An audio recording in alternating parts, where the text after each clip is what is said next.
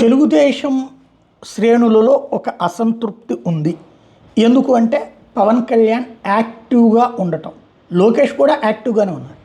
కానీ ఫోకస్ పరంగా పవన్ కళ్యాణ్ వెళ్ళి చేసేటటువంటి ఫోకస్ అది బాగా తేడా వస్తుందన్నమాట. అంటే జరుగుతున్న అభివృద్ధి, జరుగుతున్న మంచి అంతా పవన్ కళ్యాణ్ది.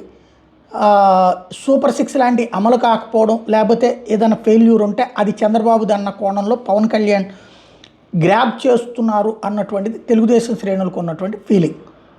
ఈ ఫీలింగ్ పరాకాష్ఠకి చేరినటువంటి దానికి సాక్ష్యమే ఆర్కే గారు ఎడిటోరియల్ కాలమ్స్ ద్వారా తన ఆవేదన, ఆగ్రహము, చంద్రబాబు గారిని మేలుకొలుపు, లోకేష్ గారిని చైతన్యపరిచే కార్యక్రమం ఇవన్నీ చేసుకొస్తున్నారు.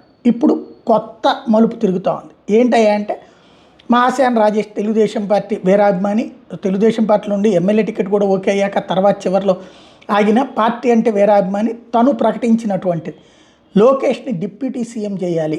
వాస్తవంగా ఇదివరకు డిప్యూటీ సీఎం పోస్ట్ అంటే ఒక నామకా వాస్తే పోస్ట్, వాళ్ళు కూడా ఒక మంత్రే, పేరుకి డిప్యూటీ సీఎం అని ఉంటుంది. బట్ గతంలో అయితే చంద్రబాబు 2 డిప్యూటీ సీఎంలు చేశారు. అప్పట్లో కేఈ కృష్ణమూర్తిని, తర్వాత చినరాజప్పని.